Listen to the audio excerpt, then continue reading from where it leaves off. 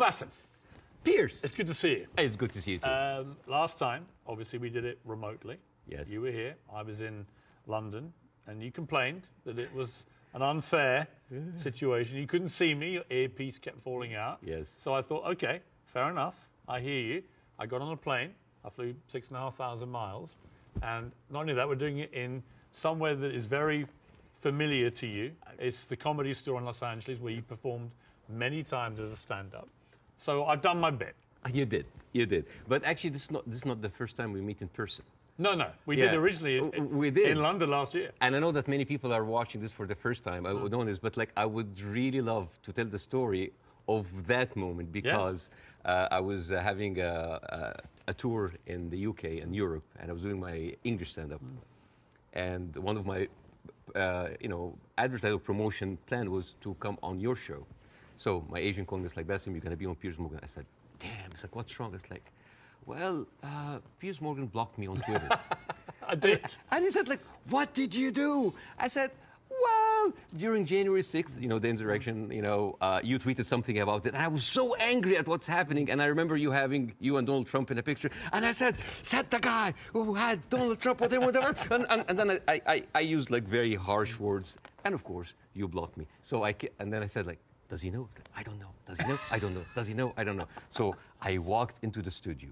And the moment I was, like, being seated and they're preparing before we go on air, and you said, oh, hi, Bassem. It seems that you have more followers than me, but it seems that I blocked you. Why?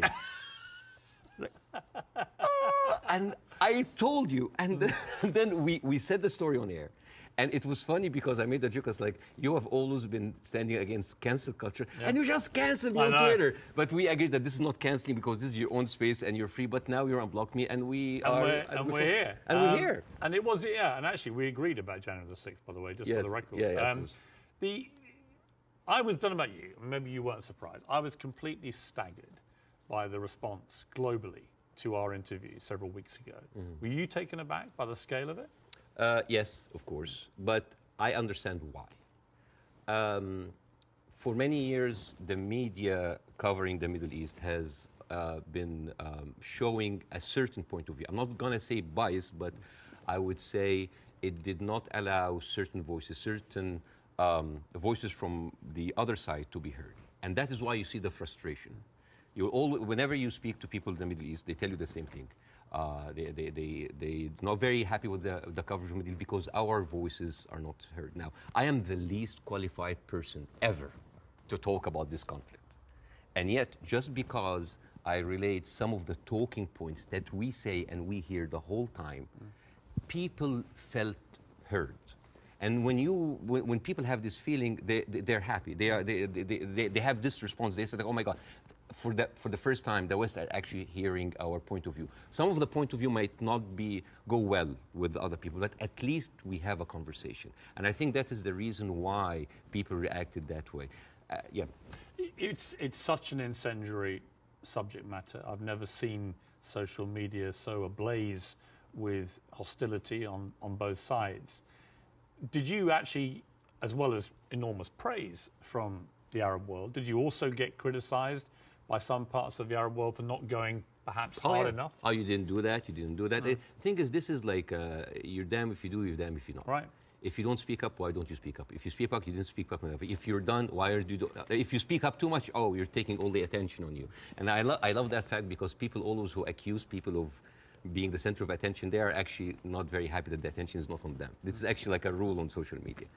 But yeah, there was a backlash, but there was also a backlash from the other side, which I mean, here and other comedy clubs, I worked with people from all kinds of different backgrounds, Jewish, Christians, Muslims, Arabs, atheists, all kinds of people. And there are a lot of people who went to my socials like, oh, so you're a terrorist sympathizer now, And I think it is important to have a nuanced, deep, interesting, intelligent conversation. A lot of people waiting for this are kind of like, yeah, Bassem, bury Piers, show him. And this is the problem with the news today. The problem is the news today, it's not about the news anymore. It's about the people giving you the news. So it becomes a show, a circus. Two gladiators in the Colosseum, two pigs fighting in the mud. And this is why people don't get anything out of it. It's a circus. You know, one of the things I heard a lot was, who is this guy? And they weren't talking about me. Sometimes I wonder. Now, obviously, you're very, very well known in the Arab world. You're known as the kind of, they called you the Arab Jon Stewart, and you're well known in America, but you weren't that well known, for example, in the UK. And I think what this interview did, it made a lot of people think, wow, all right, this is incredible. But tell me more about Bassem Youssef. And I did a bit of research into your life, and it is a fascinating journey that you've gone on to get here to Los Angeles. And I think it's worth just taking a little beat here to talk about this, because you began in Cairo as a heart surgeon. I mean, that was your career path. Yes. And, yes. And you were a heart surgeon. I was a heart surgeon until, I spent 19 years in that career, 7 years in medical school, 12 years as a practicing doctor. And 2011 happened, and the revolution happened, and I had my own show on YouTube. I did like small videos. Well, I'm going to come to this, because I was by coincidence, I had just joined CNN to replace the great Larry King. And I hadn't actually done any live show. I'd done a few weeks since I joined of taped interviews with big names, Donald Trump, Oprah Winfrey, things like that. And I was flying back to Los Angeles when I got a message that Egypt was going up in the start of the Arab Spring. And I actually went to a studio very near here, about a mile down the road on Sunset, the CNN studio, the old Larry King studio. And I went live for the first time, and it was about the Arab Spring, and it was about what was happening in Egypt. And at the same time, you, in Egypt, were actually in Tahrir Square, helping wounded protesters, actually medically treating them. Yeah. Yeah, I mean, this was a kind of movement that inspired a lot of Egyptians. At the time, I was in the hospital, and a lot of people just had volunteered. And the nurses were just like giving us like supplies, go, go, go. And we were going there. And we were basically tending to the wounded, because it is, and it kind of gives you a different perspective when you see helpless, defenseless people who are not armed, who are being beaten by security forces, military forces, being shot, being, hurt. And all we can do is just like provide some medical attention. And it kind of gives you a perspective to see how humanity sometimes can show its most ugly face. And the suppression of free speech, freedom of expression. Yeah. The ability of people to say what they honestly feel about a situation. Yes. And the suppression of people's basic rights to freedom. Absolutely, yeah. And that kind of like taught me a lot, and inspired me to do the show. But, Well, I mean, it's a crazy story, this, and I want to tell it, because you just decide to do 5-minute stuff on YouTube. Yeah. And you are expecting a few people to watch it. And then literally it just flies, and suddenly you're getting millions of people watching this. And very quickly, one of the big networks comes in, and then you're suddenly doing this stuff for 30 to 40 million people. Yeah. Like a third of the entire population of Egypt is tuning in to watch it. You're the biggest star of Egyptian television. Oh, please. You were. Don't stop. Somebody, I mean, what an extraordinary thing, though, for a heart surgeon to go from helping protesters medically in Tahrir Square at the start of the Arab Spring to within a year, you're the biggest star on Egyptian television. It's a crazy thing. It doesn't sound as glamorous as this. It felt horrible. Did it? Why? Oh, yeah. Overnight fame, this Scary. size, it's toxic. Terrible. Terrible. It corrupts. It goes into your soul, and it's not good. It's not. I actually didn't enjoy it. And the worst part about it is that like you're trying to do comedy in very controversial climate about very controversial issues. So you'll never satisfy people. And the problem is that people have these expectations. Oh, if you are successful in this, you must be successful at solving this. And when things are not solved, because politics, as you know, very difficult to solve. I was arrested for one day. It was a warrant for my arrest, and then I turned myself in, and I was interrogated. And it was the funniest interrogation ever. And in my stand-up shows, I talk about that scene. Because the guards were reading the stuff out and laughing, right? Well, the guards were taking selfies with me, which is funny. Right. and the exchange between me and the prosecutor, general prosecutor, was extremely funny. I mean, I don't like to victimize myself. I don't like, oh, look at that. I actually like to find humor. But why were you arrested? What was the criteria? Oh, yeah. I think the list was insulting Islam, insulting the president, spreading false rumors, and disrupting the fabric of society. And, it was, I think the people in the room didn't know what to do with me because they ended up discussing my jokes. So it turned into a writer's room. And I was kind of like, how do you think we make this funnier? And it was the funniest exchange ever. And after 6 hours, I was let go. And was it scary, though, at the same time, that suddenly the machinery was getting a grip of you? Because it was to get a lot scarier. But was it in that moment when you first got arrested, you thought, I'm being arrested for breaching my freedom of speech, right? For some reason, I just like went with the flow. I went to the interrogation wearing the big hat. I went to the show.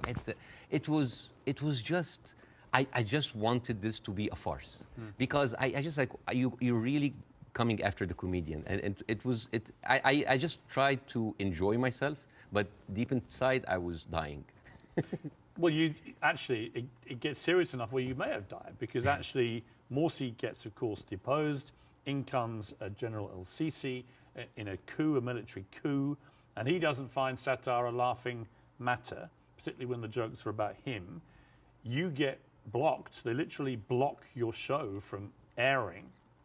I aired one episode, and it's interesting. This is a very interesting story because the first episode that was aired after the removal in the Muslim Brotherhood, everybody was waiting to see what I would say. Because by that time, all of the Islamic channels that were, like me and Islamic channel, like it's like they had 5 channels and they were like me and them going like that. They had like 5 channels that have only 1 hour a week. And then they were removed. And then a lot of the other dissident voices were also being shut down. Now, people are waiting. What will Bassem say? And on the day that the show aired, the next day I went out and everybody's like, good, at least somebody is speaking. It was a very controversial episode. Nobody liked it. And yet everybody liked it because people said like, you're supporting the coup. No, you're the Muslim Brotherhood. Everybody accused me of something. All I did in that episode was just being a mirror of what is happening in the street and showing them how ridiculous it is. You didn't take a fixed position. Well, my position, depending on what's your position? What did you intend your position? My position was to show the ridiculousness of how the people now was like, oh, we got rid of Islamic fascism, but we are heading towards another fascism. There was a song that I did that was very controversial. People, and it's very funny. The pro-Muslim Brotherhood thought that this is a disrespect to the people who died, and on the other side, the people said that this is a disrespect to the army. And when you manage to offend everybody, you know you're right. Yes. And then the people in the middle, it's like, oh, you weren't tough enough. And I was told, it's like, why didn't you go after? The ceiling of freedom just went down, and I was just like, it was very difficult. It is very difficult to go against an authority that was very popular at the time. And especially a military authority with a lot of experience of weaponizing these situations. Yeah. You had death threats. People would always choose, most of the time, they will always choose the military form rather than the religious form because they kind of like, at least they are not infringing on my personal freedom. Not yet. But you had threats on your life, didn't you? Oh, all the time. I don't talk about that because like I have been having death threats like never stopped since 2011. Never stopped. Have they continued since our last interview? Oh yeah, they never stopped. People threatening to kill you? All the time. Why? For what reason? Oh, for just saying something that they don't like. Oh, because you are against Egypt, you're against Islam, you're against our president, you're against God. It never stops. It never stops. It doesn't bother you? I mean, if you die, you die. You know? If you die, you die. I mean, since when, whatever, like, no bodyguards deflected a bullet. You know, maybe the guy who was with Ronald Reagan. But I think it's like whatever. Even like at a certain point, I actually had like private security. And then I told them I can't. I cannot live like that. If that's my destiny, if I die, I'll just die. You end up with your lawyer saying, you've got to get out of here. You've got to get out of Egypt. It's getting too dangerous. Yeah. Something bad's going to happen. You're going to get arrested again and probably thrown in jail, or you're going to try and kill you. And you flee to Dubai, and then you end up here in America. Yes. Was that always the plan, to eventually come to America, or was it expediency because of what happened? Well, it's funny that you said that because I visited the United States after the first year of my show. And a doctor that's there, an Egyptian doctor, has been there for a while. I said, listen, Bassem, you are very visible in the media, and I think you can use that to apply for a green card as a special talent. And I did. And I said, like, I have like a huge show in Egypt. It's actually the criteria, because I have the same. Yeah. Is an alien of exceptional ability. Yes. Is what they call you. Yes, we're very... Charmingly. Yes, we're very exceptionally able aliens. We are, but we're still aliens. Yeah, yeah. I know, it always makes me laugh. Yeah. Like, you can come here, but you are an alien. You're an alien, but you're exceptional. Yeah. And I just applied for it, and I got it. I got the Time 100 that helped bolster my application. I said, maybe I'm not going to use it. And then when that happens, ooh, the green card came handy. So a lot of people think that I'm here on asylum. I'm not. It was just a strike of luck. You now do stand-up. You've done it for 5 years. And fascinatingly, you do some of it for an Arab audience. You have a whole show in Arabic. And an English-speaking version. Yes. And they're probably very different, right? Totally because different. Different sensibilities, different humor, different crowds, different expectation. Yes. Well, the Arab audience come to my show, they expect that's going to be another version of my show that I did in Egypt. And I said, no, it's my personal story. And that when the Arabs come to my English shows, like they think it's like an English version of the shows. Like, no, it's a different story. Even then, this weekend, right before I met you, because of our interview, I sold out Arizona. Really? Yes. And I stood, and the first thing I said, like, who here came because of the Piers Morgan show? I was like, I was like, boy, you're gonna be disappointed because this is not about that. But isn't that amazing? I mean, that shows the power of that interview. Yeah. Resonating even in Arizona here. Amazing. Yeah, because I don't want to succeed just because of a trending moment of time. It is the same show that I've been working and perfecting, and like any stand-up comedian in the United States, your dream is what? Is to sell your special to platforms like Netflix, to HBO, and you want to get there. Because for me, that was like a rebirth. Because I thought like everything was lost. I came here, I had nothing. As first 3-4 years, it was terrible. The first 2 years I was doing stand-up. Oh, I bombed hard. And I went home crying. I said, like, I'm not going to make it. And then suddenly I have already a tour. I mean, even before our show, I already had a set tour. And now I'm having like this ability of like talking to people with different languages, talking to all these different languages. The show that I did in Arizona had an incredible mix of Arabs and Americans. Amazing. And they came here and they completely, and there, a lot of them came, they were Palestinians. And they came with like the Palestinian flags and the cafe. And they thought, it's like, guys, it's like the way, laughter, being good at your job is in its way a way of resistance. Because when you laugh, when you show people that, hey, they have Arab people here, and they are, by the Arabs and Palestinian population in Arizona, one of the most established population in the United States. Arabs in the United States in general, they are like professionals, doctors, engineers, professors. Even the Uber drivers, they are probably were like an engineer or someone very established there, but he had to have like a step down in order to come here and survive. So, I mean, we hardly come find like illegal aliens here or people like came here that were not qualified. So, and this is the problem this is why the reason people were very happy of our interview, because because part of the hate on both sides is that we see the news from a different perspective. And people here see the news from another perspective. And everybody's like, why are those people reacting like this? Because they don't see what the other person sees. And I hope in that interview that we can bridge that gap. Yes. Before we, can I yes. show? Okay, so this is a gift from me and my wife. This is olive oil from the West Bank. Whenever I go to Jordan a lot, but my wife also like, ask for the oil from the West Bank. It's very good. It is the best oil ever. And the thing is, the olive trees, they survive up to 600 years. And they are passed from one generation to the other. And it is like a family heritage. And the way that you do it, so this is za'atar. Za'atar is basically thyme, and you add to it sesame and a bunch of herbs. And the way that you eat that, you take like a piece of bread. We don't have to do it now, maybe at the end of the interview. Yeah, we'll do it, yeah. And you soak it a little bit in the oil, and then you take the za'atar. And I'll demonstrate here. Chuk, chuk, chuk. And then here. I love it. Well, I love Arabic food. So at the end of the interview, you're leaving with this oil. So I it's will yours. take that. It shows that. Well, yeah. thank you. And it's very kind of your wife. Thank you. Thank you very much for me. Well, I'm the one who bought it, but it's okay. Obviously, you started the last interview with, I mean, I would argue savagely dark humour involving your wife. How you've been trying to kill her and she was using your kids as human shields and stuff. And I'll be honest with you. And I'm still trying to. But you know what? When I failed, you know what I did? I went out to the house and I just like randomly slapped other neighbors. So, it's interesting. By mistake. Now, this time I'm ready for you, okay? This time I'm ready for the humour. Oh, you're ready, okay. No, but it's interesting because last time I was very taken aback. And I remember thinking, as you were doing this right off the top, I remember feeling very uncomfortable, unusually uncomfortable, and thinking I didn't know how to react to that. I didn't know whether I was supposed to laugh or be silent, and I sort of ended up sort of slightly grimacing, half laugh and listening. And then I realized it was very powerful what you were doing. It was satirical, but it was savagely satirical and extremely effective. And that's why I think the interview did so well. But I'm not going to pretend that I found it easy to listen to it or to react to it, because I didn't. You know why?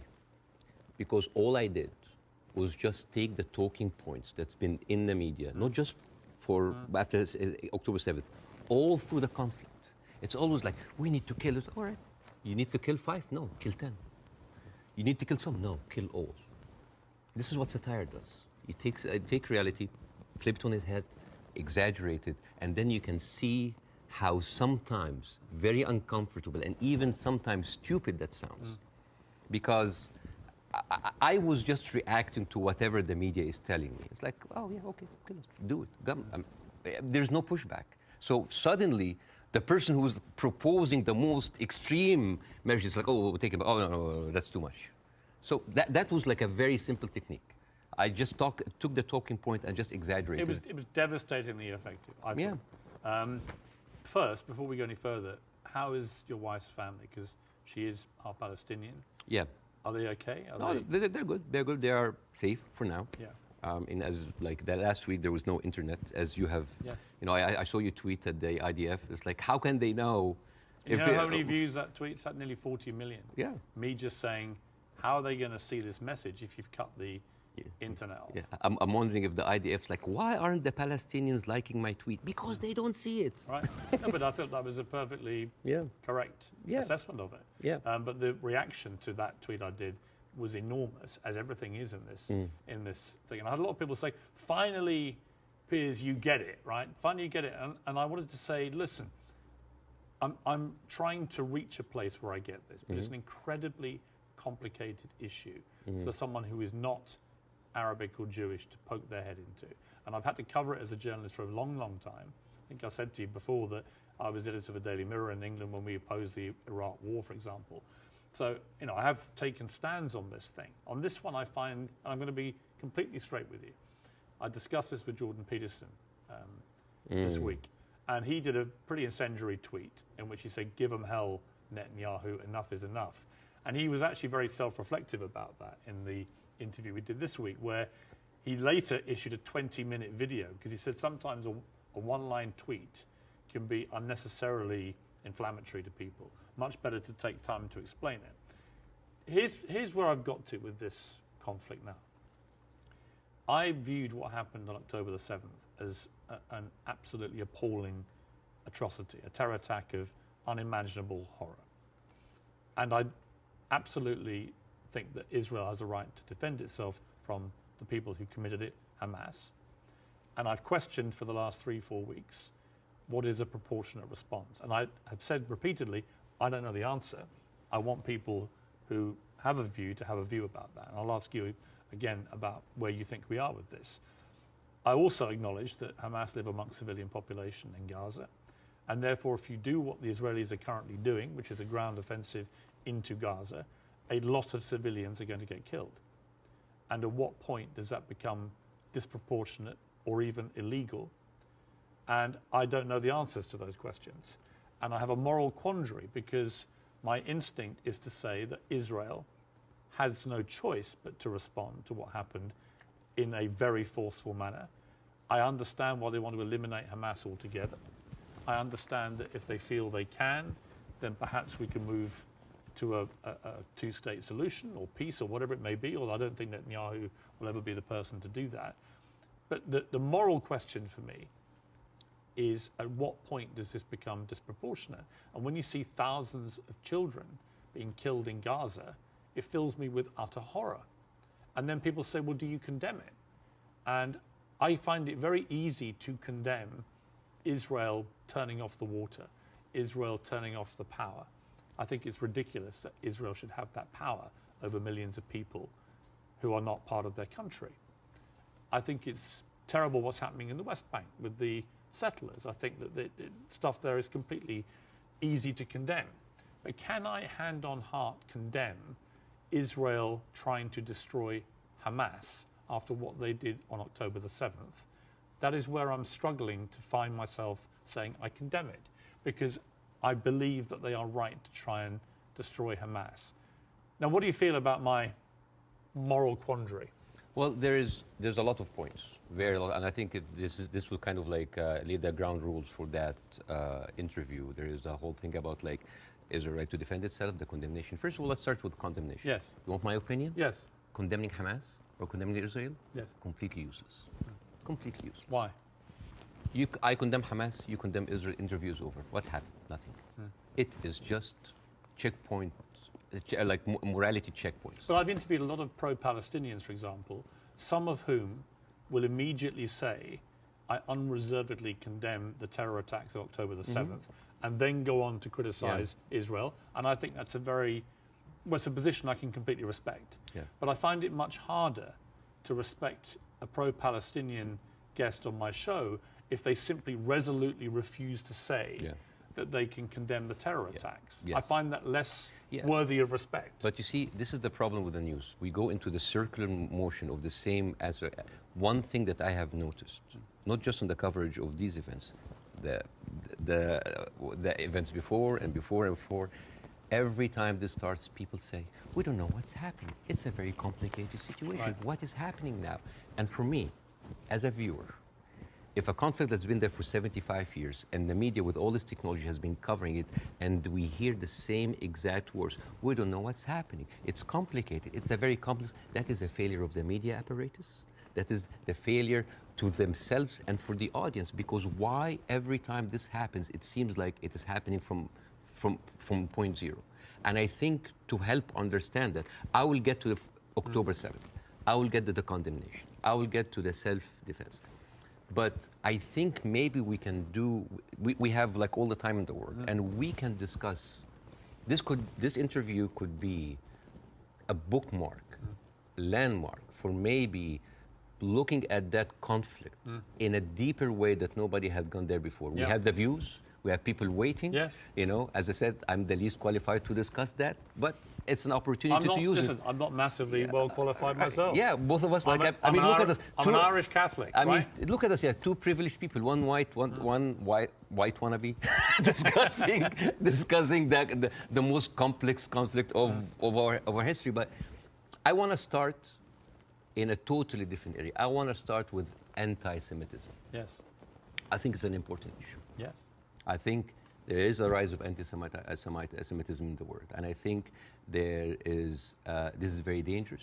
And I, as a Muslim, who has been through events where there were terrorist attacks somewhere, and that reflects on us, I can completely feel that. Since what happened, I had text messages from the Jewish friends. Are you okay? Are your wife's family okay? And I was texting them. Are you okay? And I think it is very important to agree on the language, because the word anti-Semite has been used and abused, and most of the time not for the good interest of the Jewish people. Because the first 2 days of the coverage, I watched the news, and there was a lot of protest that was led by Jewish Voice for Peace. And they were led by people who opposed the Israeli attack on the civilians. And I remember quite well, many of the Republican representatives in Congress came out and they were calling these the global intifada, the global jihad. I love it when they say jihad. They sound like a horse. Jihad. It's very funny. Or they say like, these are, and I quote, Iranian-backed jihadists. And I said, wait a minute, but most of those people are Jewish. Those people who took over the Capitol, the same people who took over Central Station in New York, which is known as the biggest civil disobedience event in America in the last 2 decades, they were all Jewish. And then I find Nikki Haley saying anti-Zionism equals anti-Semitism. And then I remember it's like, oh, Jewish people in America are saddened by the fact that they are not citizens of America or citizens of the world, but they are citizens of Israel, and they have to back Israel in whatever they do. And these are not my words; these are the words of Jon Stewart. He went out and he said, it's very, very important to divide these two. And what is very, very interesting. Would you compare that on that specific point to the way that people try and say all Palestinians are responsible and accountable for what Hamas do? Yes, yeah. In other words, I think you can be very critical of Israeli government and their policies and Benjamin Netanyahu and the politicians, but that doesn't mean that you have to take that criticism to innocent Israelis who may have exactly the same criticism themselves. And this is why it is very important to have these kind of discussions, because the funniest, not the funniest, the saddest thing that I saw is the people that were in so much support of Israel are anti-Semite themselves. MTG, Marjorie Taylor Greene, you know, she said like, oh, those are, I send my aides, and they took pictures of the protesters. Basically, she's surveilling protesters. And Marjorie Taylor Greene is very known for a very famous post in 2018 where she blamed the California wildfires on a Jewish space laser gun. Do you remember that? Do you remember that? It's just like, oh, they were burned because Jewish investors, Rothschild and Feinstein, anything that ends with Stein, because that, of course, sounds Jewish, they put a satellite and shooting laser beams to... It's possible. And not just her. You have Steve Skoulas, thank you so much. He is now the Speaker of the House. And he has been invited before for an organization that was funded by David Duke, the founder of the KKK. You have Kevin McCarthy, who is the former minority speaker, leader of the Republican Party in the House, and he accused Jewish billionaires of rigging the midterm. So how come those people are accusing us of anti-Semites? So here's the thing. So let's go to the equation that Nikki Haley put on Twitter. Anti-Zionism equals anti-Semitism. No, it is true. People who hate Jews, they're also anti-Zionists. It is true. And you could be someone who hate Zionists, who don't like Zionism, and you are Semite. You could even be Jewish. And guess what? You could be a Zionist, like those people, supporting Israel, and at the same time you hate the Jews. Because the chant, Jews will not replace us, these echoed in Charlottesville. It did not echo in Gaza. I mean, in Gaza, they say worse stuff in between the bombing on their downtime. And these are the same people who are seen with Nick Fuentes, with Stephen Bannon. And you know what's most interesting? Trump had him for dinner at Mar-a-Lago. And all of those people are buddies with Benjamin Netanyahu. So how does this work? How does this work? And you know the people who speak against this, like Jon Stewart, like Bernie Sanders, like Naomi Klein, what do they call these people? What do they call them? Self-hating Jews. And you know what else now they call them? They call them capos. Capos. You know what's capos? Capos, basically these were the Jewish inmate in Auschwitz that were forced by the Nazis to stand as guards on their own inmates. You see how degrading this is. And this is the way to shut down conversation. Anti-Semite, Islamophobe, you hate America, you hate the military, you hate Egypt, war on Christmas. This is how you shut an environment that does not allow disagreement is not an environment made for growth. It's an environment made for control. Let me ask you this. Say, take the student protests in America, at universities. I have no problem instinctively with students protesting. It's actually part of the DNA of being a student, right?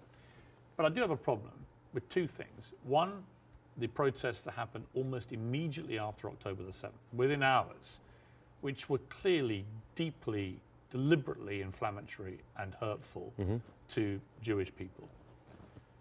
Secondly, I have a real problem with the students who were beaming direct pro-Hamas slogans onto buildings on campuses in America.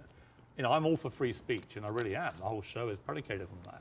But not to the point where you see Jewish students barricaded into libraries because a mob is descending on them. There is a distinction to me between people who are obviously overtly, I mean, there was a professor at Cornell University who was literally seen in public shouting how exhilarated he felt by the attacks of October the 7th. He still hasn't been fired, that guy. I think that crosses a line. Do you? Yeah. I do not like this way. I mean, I can understand why, but I don't condone it. I would never, because you have to understand these people, again, I'm not supporting them. I just want to make sure about two things. The reason that I started with anti-Semitism, because I wanted to make sure to clear any confusion that when I speak about Israel, I'm speaking about Israel. Yes. When I speak about Jewish people, I'm speaking about Jewish people. Yes. When I speak with my Zionists, I'm speaking about Zionists. It was very, because I think it was very powerful that you did that. Yeah, I have to be careful. That's the first thing you did, because I think it's really important. Yeah, but at the same time, when I tell you why does that happen, it doesn't mean that I condone it. There's a difference between explanation and justification. Those people who are exhilarated, the way that they see, this is the same reason why people were so happy about the interview. What do they see? They see Israel as a criminal state who is killing their people, and in the same time, they are supported by the international community in America. They have no guns, they have no superpower backing them. All they have is just a feeling of happiness, like, yes, our enemies that we cannot touch them has been hurt. All they can think about, that these are their enemies that have been hurt, right? I'm not condoning this, but again, like when people were celebrating terrorist attacks, you know, against Western targets. Of course, I don't condone that. But why? Because those people has been, from a very young age, what have they seen? They're not being heard by the media. The plight and the suffering of the brothers in Palestine, in the Arab world, are not being heard. People in Iraq, you know, like when America and Britain invaded Iraq, right? What the Arabs saw? It's like two superpowers are coming in on just regular people. So whenever there was like a bomb or like an attack on American troops, people would celebrate. Yeah, they're our enemies. Emotions are very inflammatory, and it is not right. But those people had nothing else. All they can is just like shout. All they say is like to rejoice. It is not right. Again, I'm explaining why is this happening, because it's like, yeah, if I cannot get you, I'm just gonna scratch your eyes. I'm gonna scratch your eyes because you've been beating me all the time, and you have the whole international community backing you up, and all I can do is scream. Is it right? No. But it is understandable. Again, it's not the right thing. But no, it's not like understandable. It's like, oh, no. But again, it is an explanation. Now, hate. And again, this is another way why this has been magnified in the media so much. What does the Western audience see? They see people rejoicing for the death of innocent civilians in Israel. This is what have the Arabs seen for years on the Arab world. For example, if you look up Sidrot cinema, this is in 2014 when Israel was bombing Gaza as usual, and the Israelis in the Sidrot, the kibbutz or the settlement, they went on a hill and they had popcorn and they had drinks and they were like watching the show and they were cheering with every rocket coming down. This is what we see. Western people didn't see that. Well, somebody found a tweet actually of mine from 2014 in which I said, at what point does what Israel is currently doing to the Palestinian people become terrorism? And because I've always said, you know, I've spoken about this a lot over the years, and I've always tried to be extremely fair-minded, albeit nobody really wants you to be fair-minded. They want you to take a side.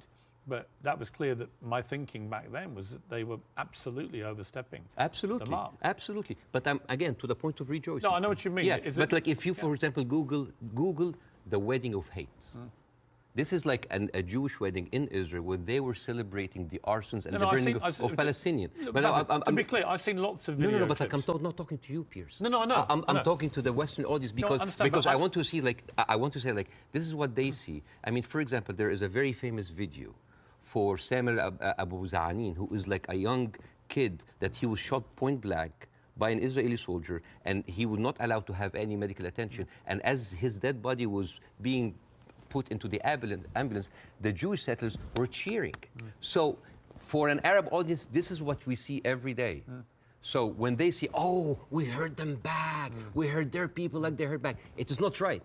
But this is what hate does. It escalates, it feeds each other. Radicalism feeds it. It is terrible, and it is just like a vicious circle. So I would like to do something that is very interesting tonight. When I invited Jon Stewart to my show, as much of like a reception that if you see on the YouTube, people just like we had to cut the 5-minute standing ovation for broadcast. People were on their feet for 5 minutes. They could not believe it. I remember Jon Stewart telling me I could never imagine that a Jewish guy from New Jersey would have that kind of reception in Cairo. And yet, on the internet, people who were, what? You brought a Jew on your show? Why you are with a Jew? Yes, hate is there. Yes. So. And the thing is like why we do not see each other, people in the Middle East, people in the West, that we do not put ourselves in each other's shoes. And I want to do something very interesting today. I want to give, I like telling stories. And I'm going to tell you a very nice story. Tell away. This is the story, surprise, surprise, of the suffering and the plight of the Jewish people. And I want to say that because it is very interesting when you see the trauma and the suffering that the people on the other side went through, you might understand why they're coming so. So this is, see this? This is a map of all of the history of the expulsion of the Jews in Europe. They've been like, I have never seen a minority being kicked around this much, right?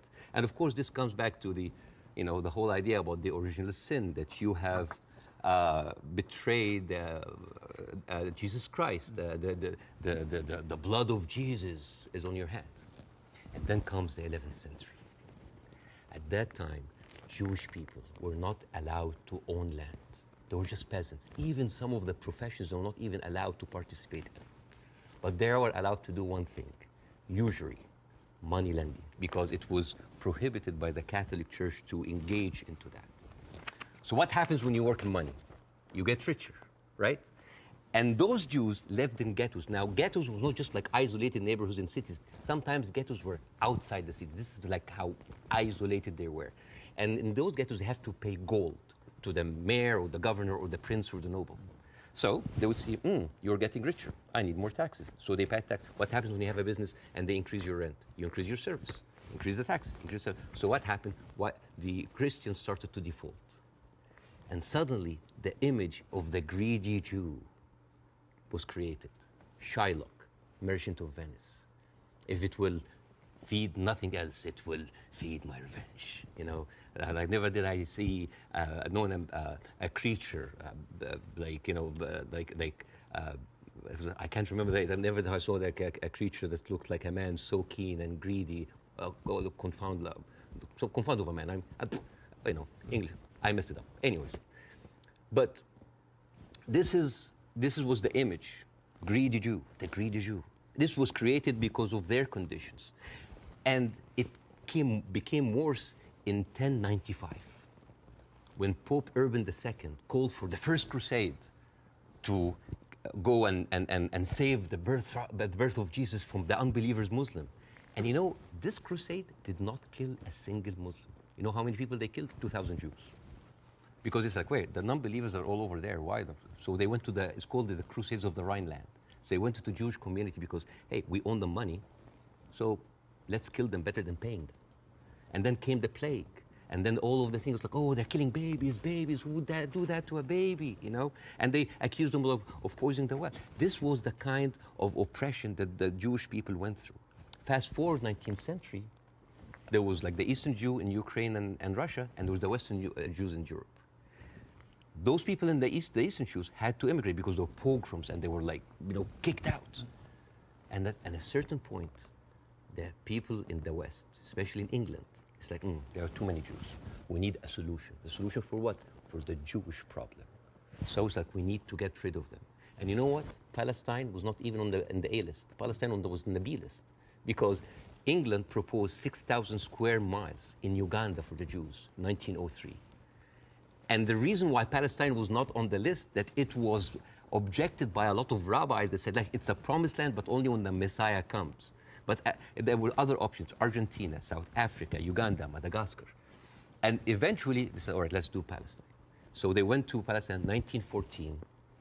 There was 700,000 people living in Palestine. 3% were Jewish. 1917, Balfour Declaration. Arthur Balfour, he called the Jewish people in England that they are alien and hostile race.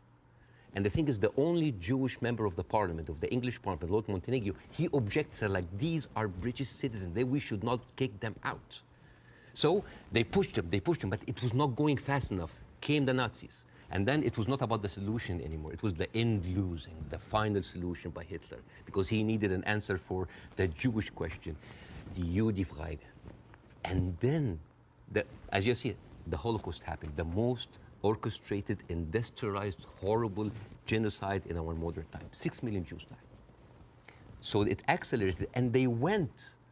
First of all, they left Eastern Europe, and they went to West Europe, and they went to America, and they were turned down, and they were pushed towards Palestine. So by 1948, right before the declaration of the State of Israel, there were 2 million people living there. Only 30% of them was Jews. So the whole idea of like a land without a people to a people without a land was a marketing thing. They were already Palestinians. So suddenly, from our perspective, the Jewish problem is not a Jewish problem, is not a Middle Eastern problem, is not an Arab problem, it is a European problem. It was pushed on us together with the guilt, because now we are the anti-Semite. Now we are the Jewish hater. And not just that, they took land. So people look at this like, why are we even, we had a lot of refugees coming in. And during that, there was a lot of, as you know, Zionist militia, the Aragon, the Haganah, all of these people were killing Palestinians.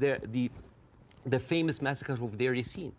You're talking about the atrocities of October 7th, it's horrible. But in the Arab mind, there is Deir Yassin, where there is an incredible movie called Tantoura, Tantoura, where the Israeli members of those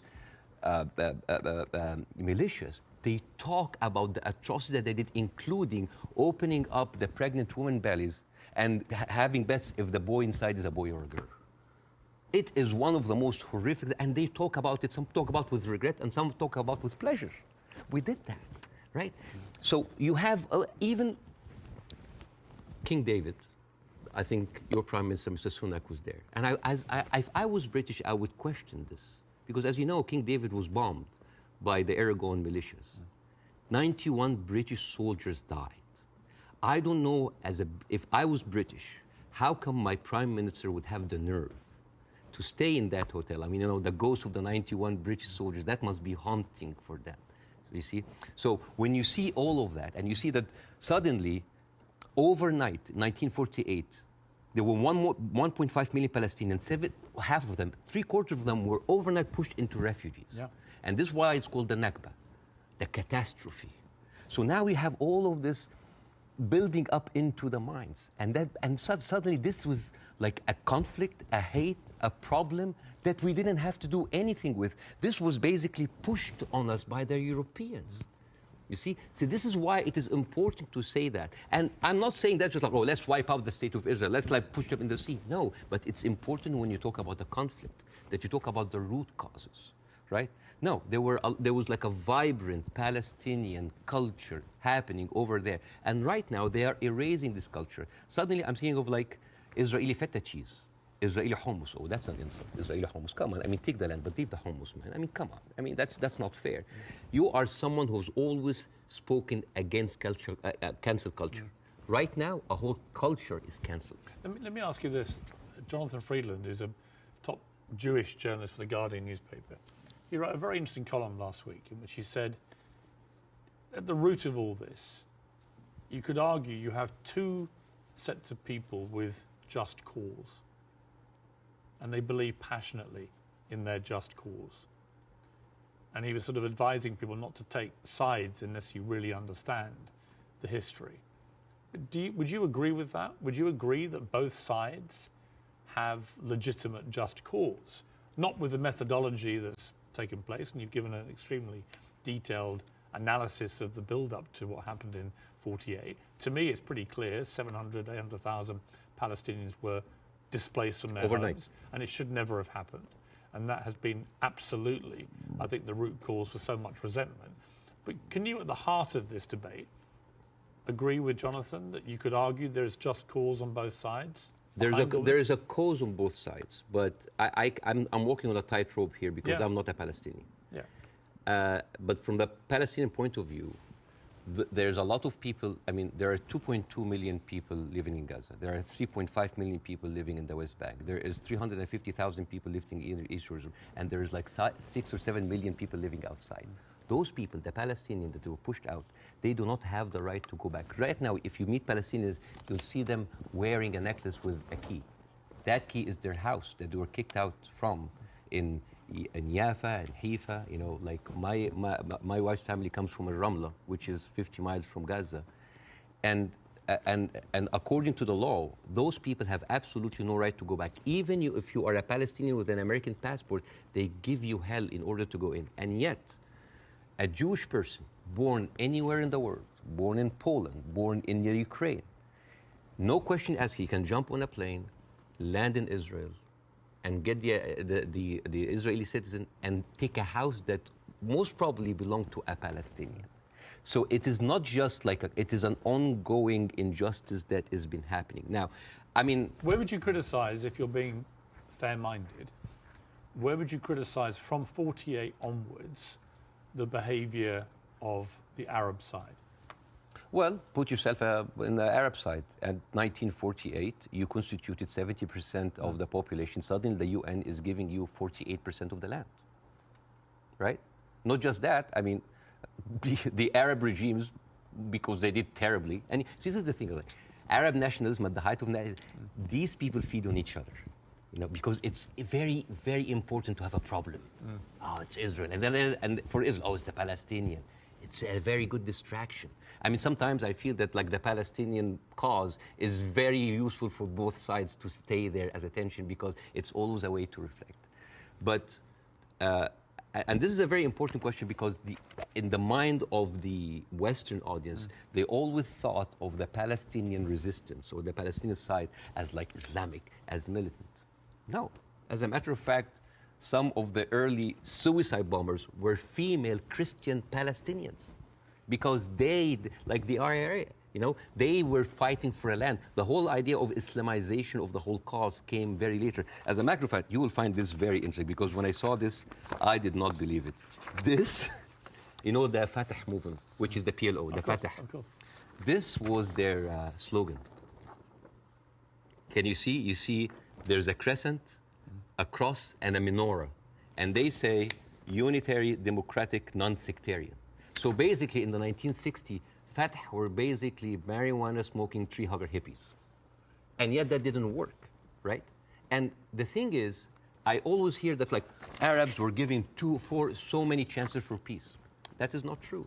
As a matter of fact, all along history, Israel didn't give an inch of land by peace. 1973 war, they gave back Sinai because Egypt like initiated the war. 2006, they went out of south of Lebanon because of the resistance they have. Even the disengagement of Gaza, they didn't do it out of the goodness of their heart because they had too much casualties. And even the Oslo Accords, the peace treaty, the one that Isaac Rabin and got the Nobel Prize for, they did it because of the Intifada. So what is the message that Israel is giving to the Arabs? I will never give you anything with peaceful resolution. You will always have to fight for it. Do you not think that, for example, I mean, Bill Clinton feels this very strongly, that there was a great deal to be done, and Arafat, just in the end, having indicated the whole time that if we got to this place, there would be a deal, just walked away. That was the closest that everybody came, and but actually, I mean, could Clinton have done any more than he tried to do then? I am not, again, that's why it's very important to have people who are much more qualified than me to talk about this. But two things I can say about that. Number one, the whole thing about the Oslo Accord, there was a video for Netanyahu who was talking to the settlement offer in 2001, and he was bragging about sabotaging. He was talking to us like, I sabotage. It's like there was going to be no peace. Yeah, you've seen that, right? Yeah. And in that video, if you remember, when he was saying like you have to hit them hard, 2001, no Hamas at the time. They were talking about the Palestinian Authority. We have to hit them, we have to kill them, we have to make them feel the pain. And then one of them says like Bibi, but wouldn't America kind of just like, so what? The American public is easily manipulated. 80% are with us. It is absurd. And as a new American, where I can have the privilege of being retrospectively angry, I said like, this guy is mocking the government and the people who have been with him all the time. It's like, oh, they can be easily manipulated. They can do it. And even, by the way, even Isaac Rabin, the one who actually did the peace accord, he was known famously, say the way to actually beat those children is to break their bones, called the broken bones policy. They will like get those kids and break their bones on the pavement. So this has, the whole idea about like Israel wanted peace and Arabs only wanted to fight is a very, very bad representation. I actually think as it's gone on, the genuine will on both sides for peace has not existed. No. I think it's been a deceit to the world. No, I'm sorry. And to the relative groups of people on both sides. The official... And actually a betrayal of them. The official stand of the Palestinian Authority, and again, I cannot speak, I mean, it is very difficult to do this. The official stand of the Palestinian Authority is that we are just happy with 22% of the land. Just give us like that. Yes, there are people that dissent, but the thing is, you cannot just say, okay, let's talk about peace. And then you take away my land. Let's talk about peace. And there's a kind of like passive aggressiveness happening. Oh, let's talk about it, but I'm going to build settlements. I'm going to suffocate your cities and your villages. See, I think that has been incredibly inflammatory. Yes. Worsening the situation. I think putting back the chance of peace. I mean, Netanyahu, I interviewed Netanyahu earlier this year in the middle of the big social protests in his own country. And I couldn't understand what he thought he was doing, except that it seemed to me political expediency, that he had to get power. Again, he had put a bunch of right-wing headbangers into his cabinet who have incredibly bad records, speak in an incredibly incendiary way about Palestinians, for example. And that he did this for power. And then he launched, because they were pushing him to do it, a ridiculous assault on the integrity of the Supreme Court, the independence of the Supreme Court. And many Israelis rose up. So Netanyahu has become, to me, a big problem. Right? And the people, all the polling shows that. Israeli people are very unhappy with Netanyahu. I don't think he's ever going to actually want to forge peace. And in fact, I think he was instrumental with Hamas in wanting to keep them in power because he felt that that would create the split with the Palestinians, with two political groups, and that would be good for Israel. And it was leaked in a Likud conference in 2019 that he was bragging about giving Hamas money because this is a way that we can keep Palestinians divided. And yet, so we'll never have one. So this is a guy who was... But look, we can agree about Netanyahu, I think. No, right? but not just Netanyahu. There's a book... And I would say most of his cabinet. There's a book called The Fear of Peace. It's by Moshe Zimmerman. And he's an Israeli historian, and he said, like, the average Israeli citizen does not have a vision of peace. Because for 70 years, this is a country that has been... The military, war has been going on for, they have been expanding because of war, the military is taking over. So the whole idea of peace is not even there. It's not just Netanyahu. Like you have, I remember you have interviewed Naftali Bennett. Yes. And I think you tweeted that like that was like a very kind of reasonable take. Yeah. I don't think I said reasonable. No. Yeah. But like this Naftali, he went after Queen Rania. And he called up shame on Queen Rania. No, I didn't say reasonable. I just said this. I did a fire emoji. Yeah. Yeah. I just said what he was saying. Yeah. I mean, I was going to ask you about Queen Rania, and let's ask about, since you've raised it. Yeah. Because Queen Rania accused the West of a glaring double standard. She said, it's the first time in modern history there's such human suffering, and the world is not even calling for a ceasefire. So the silence is deafening, and to many in our region, it makes the Western world complicit. Now, other people said, well, okay, if you feel that strongly, why aren't you taking in any Palestinians? Why is Egypt not taking Palestinians? Why does the Arab world want to constantly attack Israel without actually offering any place to go for the Palestinians? And what do you say to that? That is exactly what Israel wants. And that is exactly what actually starts Third War III. This is the war solution. These are Palestinians. These are their land. And then suddenly take them. Why? So they've been basically kicked around from their homes. and now another country should take them? You see what will happen? Imagine this. Now, and because Israeli official has been talking openly about this, it's like, why don't they just go in Sinai? Why they go? You know what would happen? Those people are going to be pushed in Sinai. And with any population, 2 million people, they are living in refugee camp. What do you think will happen? Unrest, chaos. And then after a few years, the Western media will come with their cameras like, oh, look at those Arabs. Oh, they're killing each other. Oh, Israel is good that they got rid of them. And then they will go to the West Bank. And suddenly those 3.5 million people push into Jordan. The whole idea, why does Jordan take them? Why does Egypt take them? The same question. Europe has 44 countries. Why don't they take Israel? America has 50 states. Why don't they give them Florida? I mean, we seem to complain about Florida the whole time. Why don't they just like give Israel? The whole idea was like, oh, you're Arabs, you're all the same. No, no, no. Because what will happen then? So Israel will move into Jordan? That's like, oh, Saudi, why don't you take the Jordanian? So this is not a solution. This is not a solution. Bassem, I hear you. I'm not taking a position either way. Let me ask you directly. But I want to say something about what Queen Radia said. Okay. The whole idea about like the West. Yeah. I think that in 3 weeks, Israel morally corrupted the West like no other. I think the West will have a lot of time to recover because for years, the West has been telling us, oh, look, we're liberal. We're all about human rights. All are equal. Adopt our values. And then suddenly, well, you don't want to even to cease. We don't want to even tell Israel to stop. And suddenly we wake up and we found McDonald's are giving free meals to the Israeli because like nothing will make you feel better after killing a bunch of Palestinian kids than a happy meal. So let me ask you this. They have a toy. So this brings me to Hamas, okay? So what Israel will say, because they say it to me every time they come on the program, whoever from Ehud Barak to Natalie Bennett, whoever it may be, they say, look, we suffered such a catastrophic terror attack on October the 7th that we have decided we are going to get rid of Hamas. There are 40,000 or so Hamas terrorists in their eyes who need to be got rid of. And I do believe they're terrorists. Only terrorists can commit the kind of act of terrorism we saw. So can we, on that point, can we agree on that? Do you believe Hamas is a terror group? It is classified by America as I'm not a big fan of Hamas, and they are a militant group. That does like stuff like... Are they terrorists, do you think? Yeah. Cool. Okay. So we agree on this. So you have 40,000 of them living in Gaza amongst the civilian population. If Israel has decided to eliminate a terror group, Hamas, as the world did with ISIS, for example, and I think there are a lot of parallels given the way they behaved on October the 7th to ISIS, how do you do it?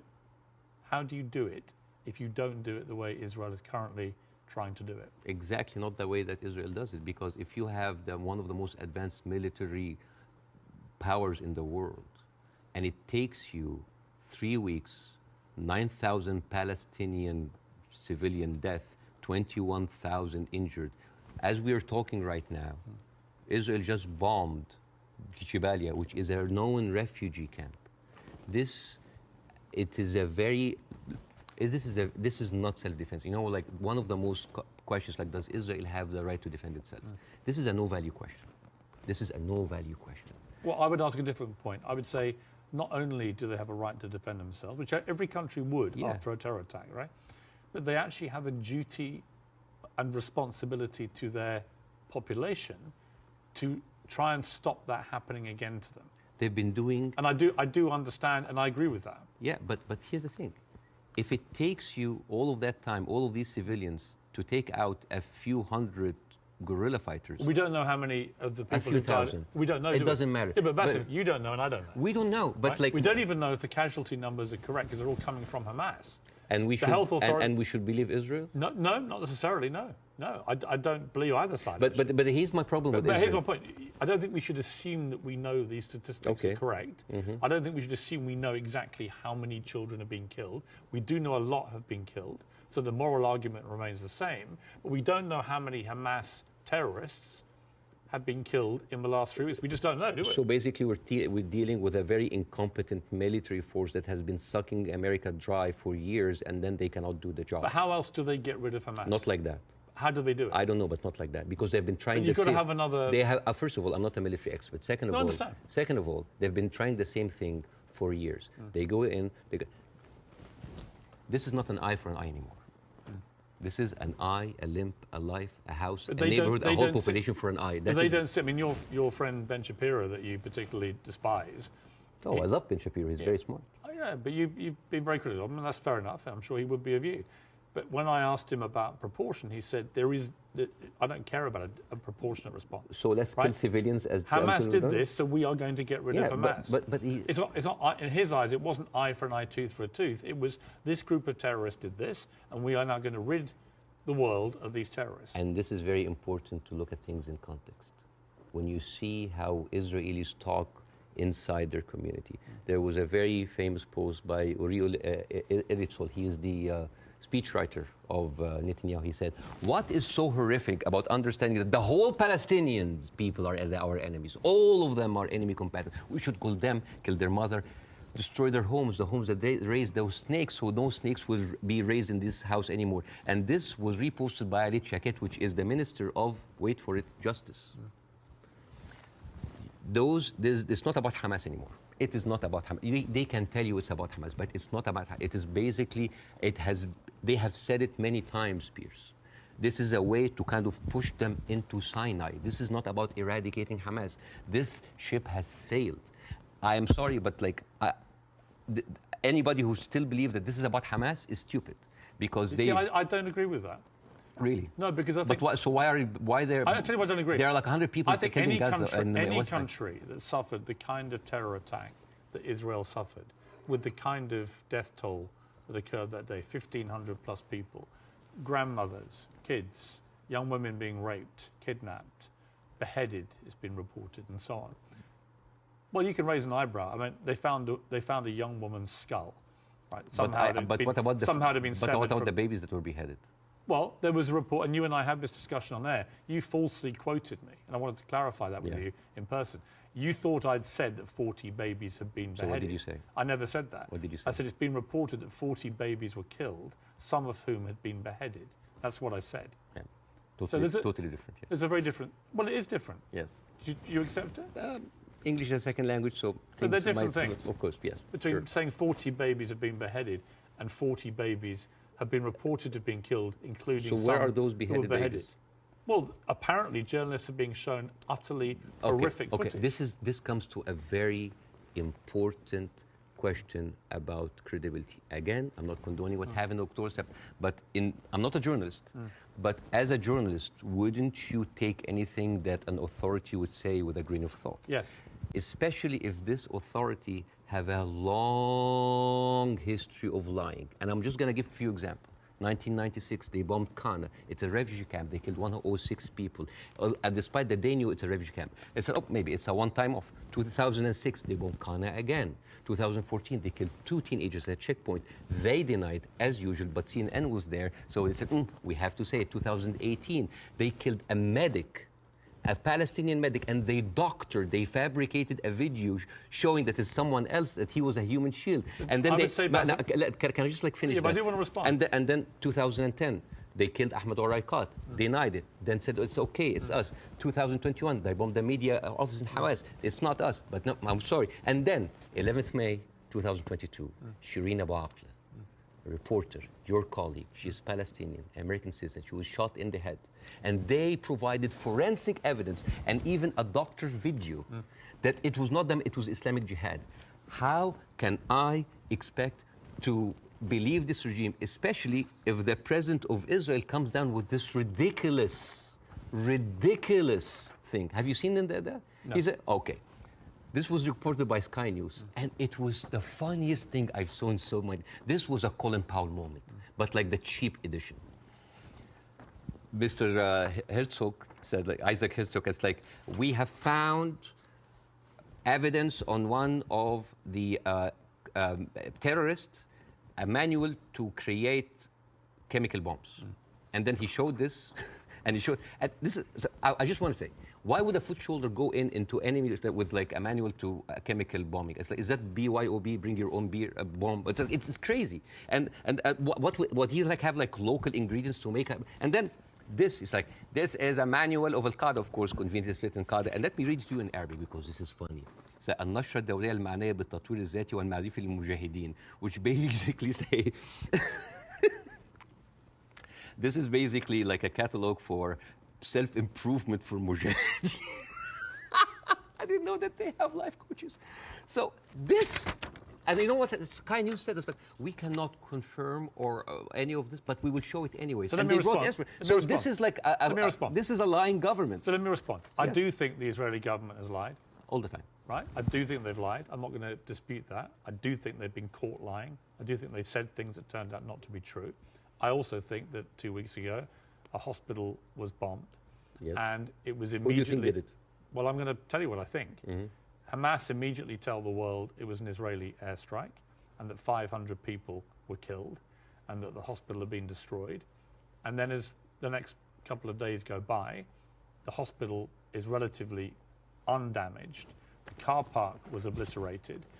Many fewer people than 500 were killed. How many people died? We don't know, because actually we're reliant on the Palestinian Health Authority, which is Hamas in Gaza, for the figures. So we don't know the number, but a lot fewer people died, it would appear, than the like 500. 100? We don't know. 50? Either way, it's appalling, but it may not have been anywhere near as appalling as was first said by Hamas. But here's the point.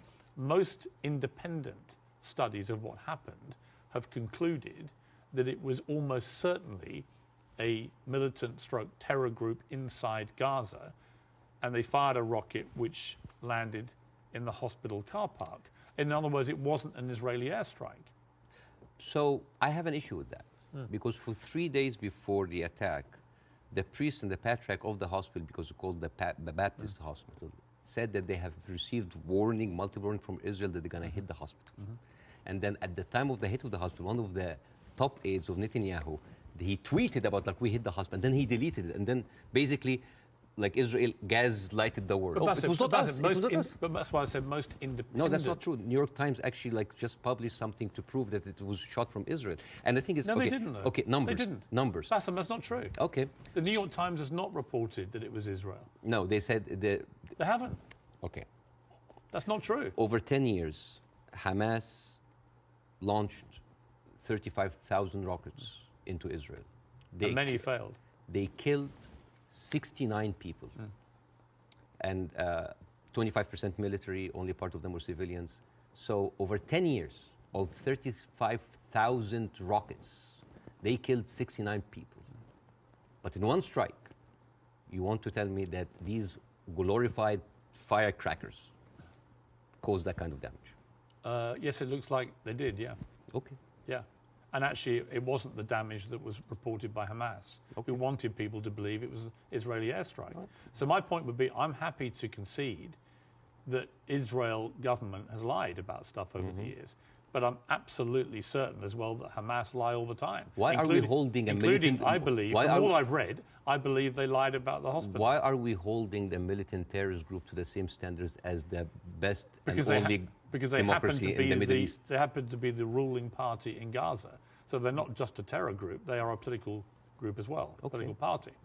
Okay. Well, they are. So the question again comes to this, and so far you've ducked it, so I want to ask you one more time. We can both agree that the scenes in Gaza right now are horrific, because I do feel that. But I don't know how else Israel can eradicate Hamas than the way that they're currently trying to do it. Do you have an alternative for them? Well, again, we are locked in the same thing, what can we do now? But we don't look at what was happening over there. The best recruiter for Hamas is Israel. I mean, you have talked a lot about the horrible condition in Gaza. Yes. I mean, let's imagine like a little boy called Rami. He lives in Gaza. You know, he have a horrible life, but like, you know, it's not that bad. I know he has a cousin in the West Bank. He's living a good life. He wake up in the morning and he found out that he was kidnapped by 3 settlers. He was burned alive by kerosene and he was forced to drink the kerosene. His name was Muhammad Abu Khudaira. That settlers did that to him in 2016. Said, all right, you know what, I'm just going to leave. I'm going to find a way to go to Europe. His aunt is a published author, and she won a prize in the Frankfurt Book Fair. His name is Adnaya Shalabi. And now she was cancelled because of what's happened, just because of her a Palestinian. His other aunt in America, his name is Amawi. She is a speech therapist, and this is close to my heart because of my son. And she was fired because she did not want to sign the for government that said that you cannot join BDS, which I don't understand. Why do people choosing to protest peacefully by not buying goods from a certain country? Why would the United States make that its own issue? So, and this guy, this Rami is being approached by like, oh, join Hamas, join us, let's go kill Israel. No, I don't want to kill. I'm going to live in Gaza. It's a life, but 97% of water is not good for human consumption. Half of the population are anemic. Even the is not being treated, and it goes into the shores of Israel. It's like, oh, those Palestinians. It's horrible. Yeah. So, and then he wakes up in the morning. He doesn't think about killing Jews the first thing in the morning. He thinks about being there at 5 o'clock at the first 50 people in the line for bread, because if he doesn't, he will miss the food for his family. And he goes back, and he finds a message saying that we are going to bomb your house. He comes back, he loses his whole family. Now, tell me, what is a proportionate response for that? I don't know. I don't know. You cannot create terrorism and then you... I don't know. They have created this. I don't know is the answer. But Bassem, let me ask you this. Hamas will have known when they perpetrated what they did on October the 7th, what the scale of response was likely to be. How does that help the Palestinian people? I don't know. That they are supposed to serve? I don't know. The wheels are already set in motion. But it doesn't, does it? I do not... You know, this is the thing. I feel sometimes that Hamas is with us in the room, that we are bringing Hamas. Who has the power in this equation? Who has the fourth largest and strongest military power? The whole idea about Israel, it's like, oh my God, the Arabs are going to destroy us. Look at the map. Well, hang on. Hang on. Hamas's stated goal is the eradication of Israel and the Jewish people. Yes. They make no pretense about it. They've made no attempt, unlike the Nazis who try to cover up their crimes. Absolutely. They've made no attempt to try and deny what they brazenly boasted about it. Yes. They are proud of what they did. Right? And they will have known, again, the scale of what they did on October the 7th would have prompted this kind of response, which would have led to thousands of innocent Palestinians getting killed. And my question for you... I wish the 7th of October never happened. Right, but every time something happened. You say Hamas is everywhere. Well, yeah, actually all roads, roads on this particular part of the crisis, and I accept it's been going on for 75 years, this conflict, but all roads in this crisis lead to Hamas and what they did. And not necessarily. Because all roads goes to the condition that created Hamas. If the Jewish people were expelled from Europe and went to Argentina or South Africa and Uganda and went in and took the land, you would have Hamas in all of these places. You and I can agree that the conditions Palestinian people have had to endure in Gaza for a very long time are completely unacceptable. I think it's completely unacceptable that Israel has wielded such control over the people of Gaza, working out who can come in and who can go out, turning on and off water and power on a whim, turning off the internet on and off at a whim, all that kind of stuff I can completely agree with.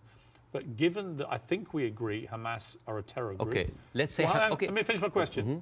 Given that we agree that Hamas is a terror organization who have a publicly stated position of annihilating not just Israel, but Jewish people, and as we saw on October the 7th, they mean it.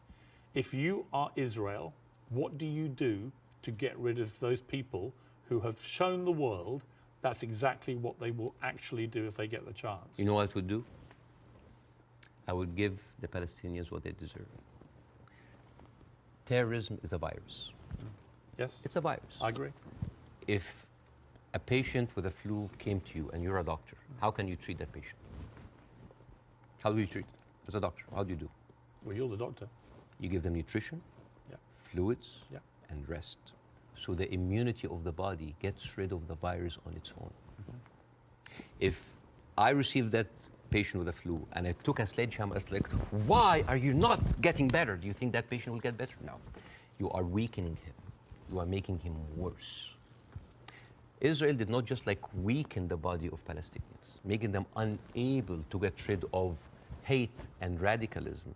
They have openly bolstered about helping and giving money to the same terrorist organization. So, I agree. I think Netanyahu is complicit in keeping Hamas in power because it suited him politically. Yes. And I think you can't get away from that. Yes.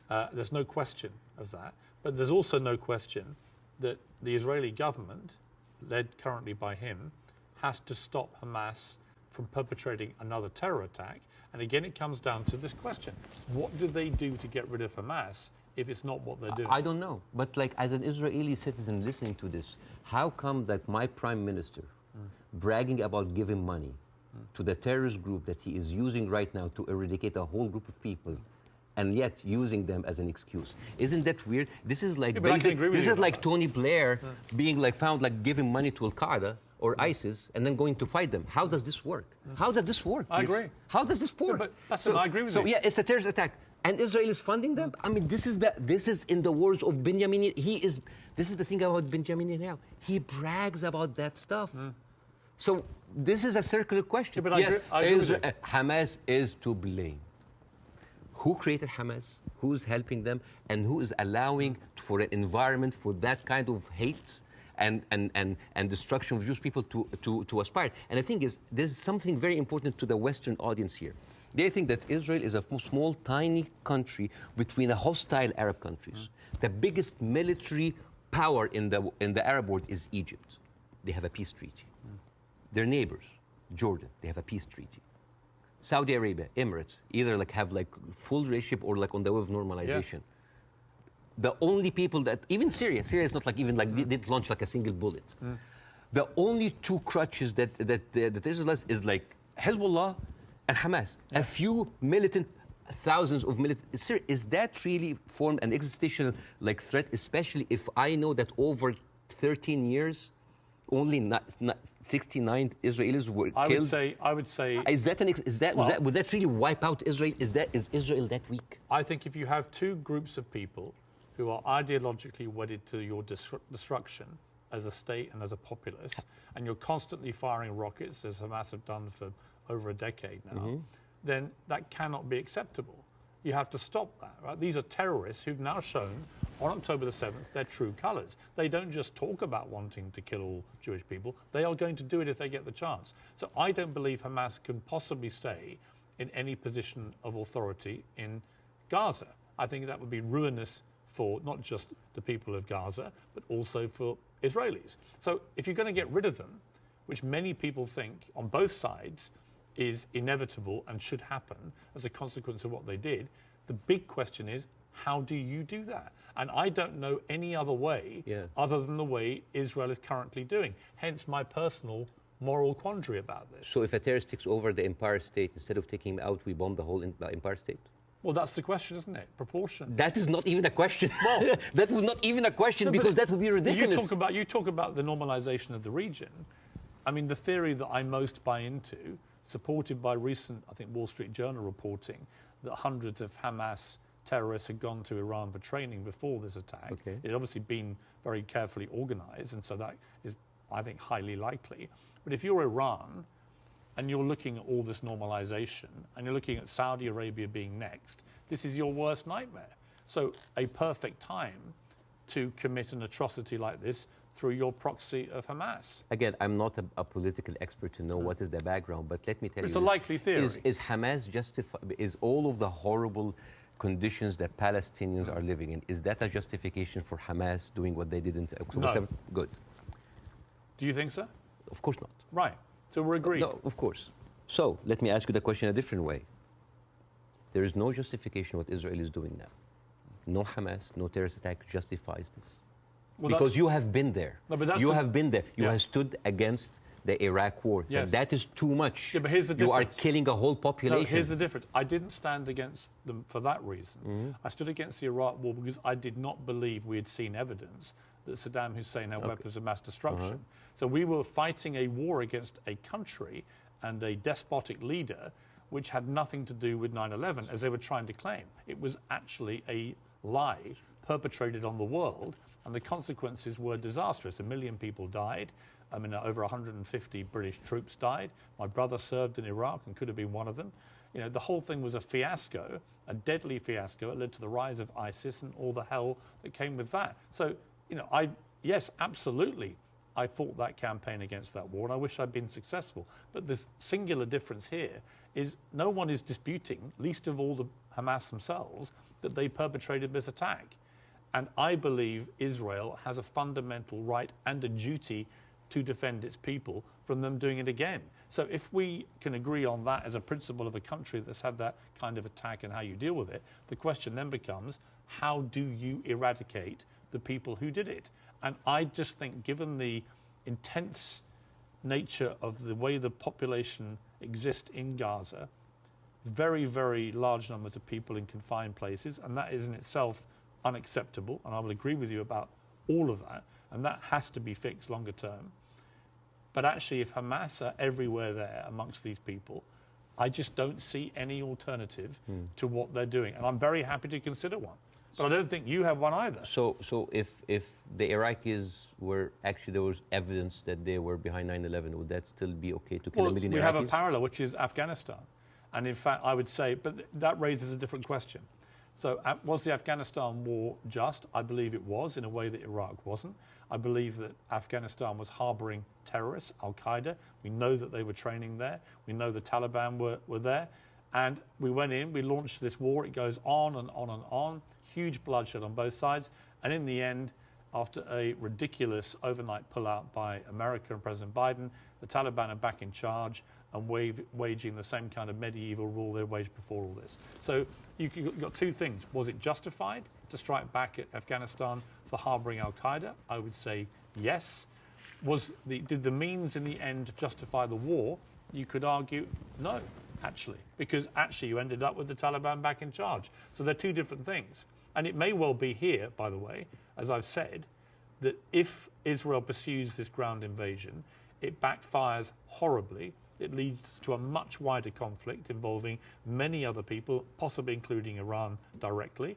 And it could be a horrendous escalation and a massive war raging through the whole region. And that is my fear about it. But I come back to the central point of justification, and I'm really struggling to see what else Israel is supposed to do to get rid of Hamas. And if you've got an alternative, let's hear it. I do. Piers, this is never about Hamas. Believe me, it is never about Hamas. If somebody tells you who they are, listen. Israel has been telling the world all the time, they need to clear the Gaza Strip into Egypt. You think that's always been the plan? Always there. I mean, they have said it. They have said it many times. Why does Egypt take them? And do you think when Egypt takes them, do you think they'll go back? No, never. And then when they're done with Gaza, they will go back to the West Bank. They will kind of like build the settlements around them, and then until they push them into Jordan, because that is the plan. They have talked, not just Benjamin Netanyahu, everybody said like there's no state, two states. It is one state, and it's for the Jewish I don't people. think he believes in a two-state solution. Nobody believes in a two-state solution. It is one state. But nor do Hamas, obviously, and they're the ruling authority in Gaza. They don't. You see what you're comparing? It's a militant group. It's a small militant group. But they are Israel as a nation. They are the elected political leadership. They were elected in 2006, and 50% of the people in Gaza right now are under the age of 16. They were not even born. I understand. Yeah, like so. All right. So Bassem, let's agree about that. But that's the circle city. I understand. It's a circular firing squad. Hamas. I know. But okay, let's move forward. Oh, yeah. Let's assume somehow we get to a place, possibly at the instigation of countries like Saudi Arabia and others getting directly involved, where you get to a place where Hamas are removed, and I don't quite see how that happens without enormous further bloodshed, but let's assume they get removed. Let's assume that Netanyahu is removed from office, which I think is highly likely just from the fury of his own people about what they see as the defensive and security failings, plus his attack on the Supreme Court already causing huge polarization. Let's assume we get new leadership in both places. Could there still be peace? Could there still be a two-state solution? No. It can never happen. No, because Israel have already shown it's not about Netanyahu. It is the policy of Israel not to give the Palestinians their seat. It has always been there. But what if you find leadership that understands? You will not. But why are you so... You will not. Why do you not think so? Because Israel has been... But they would say the same about the other side. And I remember... Who has the power? Let me give you a parallel. Obama in his book... Let me give you a parallel. Okay. Let me give you a parallel. Northern Ireland, okay? Northern Ireland appeared to be completely intractable, with the IRA and the loyalist paramilitaries trying to kill each other. In the IRA's case, trying to kill British people as well, because they did not want this to go the way that people wanted it to go. And ultimately, we got to peace because we found leaders who actually had the courage, the moral courage, to get in the room with the people that were trying to kill them and to do a deal. I don't think you can do that with Hamas. I think they're on a different scale to go to the IRA. But we did have a seemingly intractable place riddled with violence on both sides, and eventually we got peace. Do you not see there's any chance of doing that here? No, not with Israel. Obama, after he left office, he wrote in his book, the problem with the Palestinian-Israeli conflict is that one side is extremely powerful and one side is extremely weak. There is absolutely nothing to oblige that strong side to give anything. All over the years, Israel showed you many times that they are not interested in peace. Leave Gaza. Forget Hamas for a second. The West Bank. What have they been doing in the West Bank? The illegal settlements did not stop a single day. No, they no. are and it's completely wrong. Yeah, but the thing But is, it's wrong. I agree with you. But you see what they're doing in the West Bank right now? They are creating little Gazas. They are creating little Gazas. Yeah. And until they are like squeeze them. It's completely wrong. There is a hilarious documentary called The Wanted 18. It is like an Israeli-Palestinian co-production. And it tells about the incredible story about the residents of Beit Sahur. It's a Palestinian town next to the Nazareth. And they said they don't want to depend on the milk coming from the kibbutz. So they bought 18 cows. 18 cows. And they didn't know how to milk the cows or have a cow farm. So they were like engineers and doctors. So they sent people to kind of like to learn how to do the farm. So they bought the cows and they started to produce milk and they started to sell the milk to the villages. The Israeli authorities were not very comfortable. So one day the military government came in and was like, those cows, and I quote, constitutes an existential threat to the national security of the state of Israel. You need to get rid of them. And the movie goes about like the hilarious attempts of hiding those cows between the butchers and the houses. And in one scene, a cow is actually running and the Israeli soldiers are like running behind it and they corner it and they're about to kill it. And you know what did the cow say? You didn't fall for this. Cows don't speak. Yeah! But you know, it actually said something. You know what did it say? It said Hamas. But anyways. But you see, this is the ideology of the Israeli ruling party. They are not interested. They're not even allowing you to get your own cows. I mean, I want to discuss something that is very important because we have been talking about Israel being a democratic state, a secular state for all of its citizens, including its Arab residents, right? Wrong, yes. Wrong. 2018, there was a resolution that was offered in the Knesset that say that Israel should be a state for all of its citizens. That seems basic, right?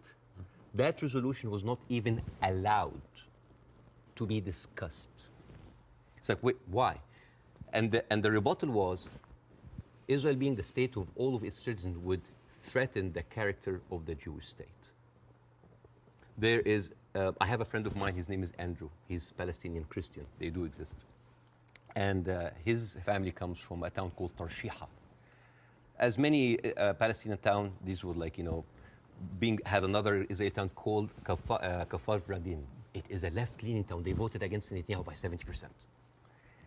And they announced an auction to sell houses. And then they noticed that most of the applicants were Palestinians. They canceled the auction. Why? Because in each Jewish town, there is something called admission committee that can decide who can live in this town. Sounds like Jim Crow for me. And then they canceled. And you know what they say in the reason? They say, Kafar Vradim welcomes all citizens of Israel despite their race, gender, or color. However, the majority of the town would like to preserve the character of the town as being Jewish, Zionist, and secular. How does this go together, secular and Jewish aside? You know, and this brings me to this picture. This is a very famous picture. You know, remember this picture? I'm sure you've seen it. Yeah. This, for the people who don't know, this from San Augustine, Florida, 18th of June, 1964. This was a white-only motel. And these are black activists who wanted to defy the law and jump into the hotel. This guy, he's the owner of the hotel. His name is James Brooke. And he was pouring acid to scare them out of the hotel. His neighbor said that James Brooke was a victim because he was just following the law. And you know what James Brooke said? He said, it's not like I don't like black people. I just don't like them in my swimming pools. Now, if an official said that, wouldn't you say that this town has kind of a systemic racism? Yes. This quote was not said by James Brooke. It was said by Deton, the head of the Galilee municipality, when he said, I don't like Arabs. I don't just like them in my swimming pools. The town of Nazareth Elite, 2010, the Arab Christians in the town, they requested to set up the Christmas tree next to Nazareth. This is the birthplace of Jesus. And you know what they said? We cannot have it because non-Jewish symbols would offend Jewish residents. But this comes back to what you were saying at the start, which is about the hate on both sides. No, I'm not talking about the hate. I'm talking about this shining example that Israel won't tell the world that we are like the Western world. We are secular.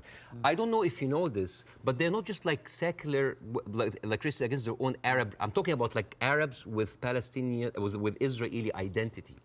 I'm talking about them being even racist against their own people. 1950, Yemenis immigrants that came from Yemen, and they were in the transition camp waiting to be transferred into Israel. Their kids were taken away from them and given to white Ashkenazi Jews because they were not white enough. But Bassem, what would happen if a Jewish person went to Gaza? Why would they go to Gaza? Exactly. Even I wouldn't go to Gaza. Exactly. That's my point. Yeah, it's a dystopia. But I'm just. So it's not just. You're raising points about Israel, making out that somehow they're as bad or worse. No. But what's going on there? Hamas has ruled over the Palestinians in the most oppressive way imaginable. Absolutely, but you know what? Hamas never claimed that they are the only democracy in the region. They never claimed that they are secular. They never said that they adopt Western tradition. And they definitely, they did not use that lie in order to carpet bomb a whole country. Okay. Now here, I want to say one example. And I'm going to leave you. All right. Israel, you think that Israel will by the way, the whole thing about the Yemeni children, you can find it in New York Times. It's called like the lost children of Israel, the forgotten. But even when Ethiopian people were immigrated to Israel, Ethiopian Jews, women then report 2013. That is not like 50 years ago. They reported that they were given against their consent and without their knowledge contraceptive shots so they wouldn't reproduce because they are the wrong color. Israel is a racist, apartheid country that is projecting this shiny example of secularism and democracy for the people so people can accept whatever they do because they look at Palestinians as lesser people. This is the whole point. This is the whole point. And I would like to quote Winston Churchill.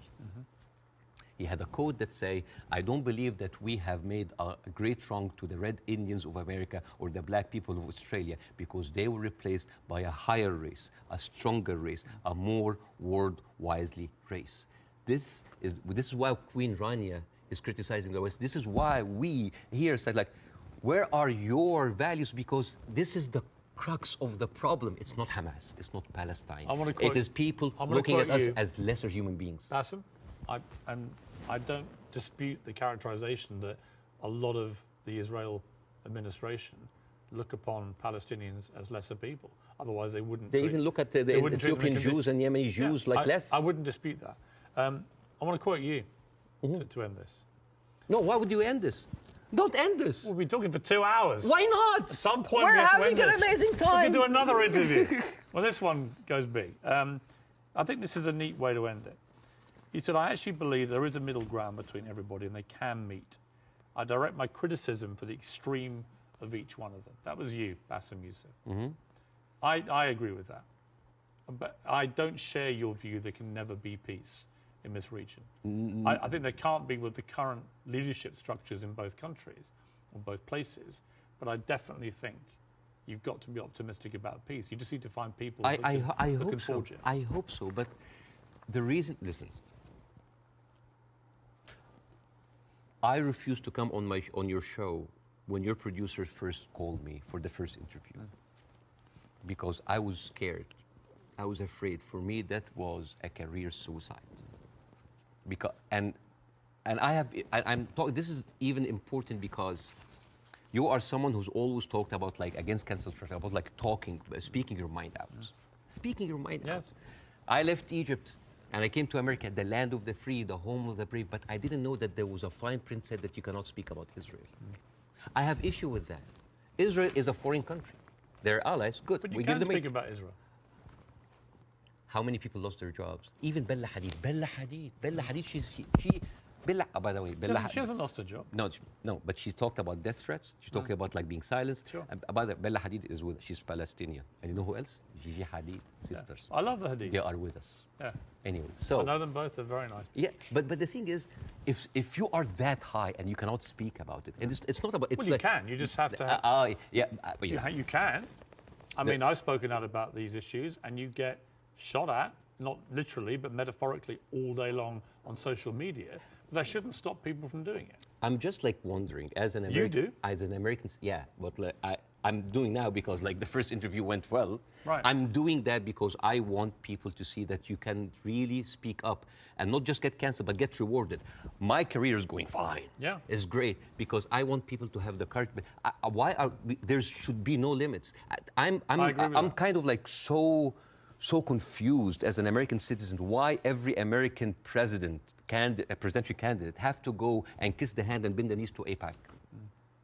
This is a lobby that works for a foreign country interest. Why don't we have like a lobby for Saudi Arabia? It is they're giving us more money. You know the great thing? You can say that here. Yes. You couldn't say it in Egypt. That's why you're living here. Yes, but again, a lot of people feel the burn, the heat whenever they come down. If I was an American, I'd be going, all right, Bassem, all right, we'll take the criticism because you can do that in this country. And I'm happy. When you criticize the government in your own country, yeah, they drove you out. Yes, and that's why I came to America, to play the white man's game, to actually to pass this acquired white privilege to my children. But the problem it's not just a country of white people. But here's the problem. And the white man's game, the game in America is not a white man's game. It's a game that actually has a democracy and believes in freedom of speech. But there are dog whistles everywhere. You're not going to be put in jail for this interview. Or I can lose my career and I can lose jobs, and you know that. You could in Egypt, you could. No, here you can't. In Egypt, they arrested you. Here you can't. And they threatened you, and you would have probably ended up in prison or dead. Here, a lot of people lost their jobs because they spoke up. It depends what they say. Of course, but again, if you're Kanye West and you spew anti-Semitic garbage, you're going to lose. I will never adopt that kind of point of view. But the thing is, there is dog whistles everywhere. As I told you at the beginning, you cannot just say it's like anti-Semites. Like, I mean, now, how come that the Palestinian flag is outlawed? By the way, it's outlawed in Israel. If you raise the Palestinian, you go to jail. And now they're saying like the Palestinian flag is a pro-Hamas. No, it's not a pro-Hamas. You know, I was doing a comedy show in Arizona, and a guy was like wearing like a kufiyya, like a scarf, and I took it, and I'm not like in hyperbole and like wearing symbols, but I just took it because like, why are we gonna outlaw colors and flags? That is absurd. That is not right. I agree. I don't think you should, but you should certainly outlaw Hamas. They're already outlawed. I mean, I'm not supporting them. Because they're a terror group. Okay. But the people with the power, the people who supposedly have the... And you should, by the way, I will say this, you should be able to criticize the Israeli government without being accused of being anti-Semitic. But I have in this interview repeatedly, and I'm not anti-Semitic. I just have a problem with all of what the Israeli government's been doing. And I have a problem with how any criticism to Israel by some circles here are considered anti-Semite. This is not fair. But a lot of the people doing it are actually anti-Semitic. Yes, but also a lot of Zionists are against Israel, that they hate the Jews. You know, we've discussed that. I want to end on a happy. But before that, I want to just like say 2 words about the media, which is, please. Sure. Mr. Zomlot, the Palestinian ambassador that you have, this guy lost 6 members of his family in an Israeli strike. And when he went on like some British news thing, he sat down and the lady told him, it's like, we are very sorry for your personal fun. I'm sure you don't condemn the killing of Israeli civilians. What? In the same moment. There's another girl like called Yara Eid. She was like on Sky News. And the girl was like crying, like, I lost 30 members of my family, 17 of them are children, I lost my best friend. And then, what did you think would happen? Forget about empathy. I think a lot of people... What about manners? Well, I think you have to start... I've said this repeatedly. You have to start from a place of humanity. You have to look at what happened on October the 7th and feel utterly outraged and disgusted for the loss of human life. Yeah. And you also have to feel that for what's happening in Gaza to innocent people. But and if you can't feel for both sets of people, both sets of innocent people being killed, if you can't feel a sense of despair and horror over their deaths, you don't have any humanity. Believe me, Piers, it's not really about that. There's a deep sentiment in the Middle East, in Arabs, that the West do not look at us as equals. Well, you know what? So what I did, I went to the machines. Yeah.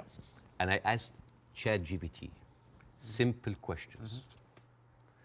Do Israelis deserve to be free? And you know what they tell me? Yes, Israelis deserve the right like any other people. And then I asked the same question, do Palestinians deserve to be free? And you know what they tell me? It is complex. It is a sensitive issue. Well, it's not complex. It's not sensitive. The Palestinian people should be free. Yeah, but even the machines have... Let me finish. And they should have exactly the same rights to freedom and freedom of expression and a way to lead their lives and to water and to power and to internet that Israelis have and we have here in America and we have back in my home country of the UK. And I want that for the Palestinian people. We've got to end it there. Okay. Mainly because I've worked up a hell of a hunger in 2 hours of interview, and you have brought your wife's cooking. So tell me again how I do this. Okay, so basically... Take a piece of this, put it in the olive oil. Yes. Which is from the West Bank. Yeah, from the West Bank. And then a little bit of this. Yes. Like that? Yes, yes. This is like amazing oil coming from the olive tree. This has come from the West Bank. Since 1967, Israel have actually uprooted 800,000 olive trees, just to... That is absolutely delicious. I know. Please thank your wife for me. Thank you. Wish her all the best and her family, particularly those who are obviously in Gaza. It's been great to see you. Thank you so much. In America. Let's do it again. Let's do it again. Let's keep talking. Yes. I honestly think the way through this is people keep talking. Yes. Good to see you. Thank you so much.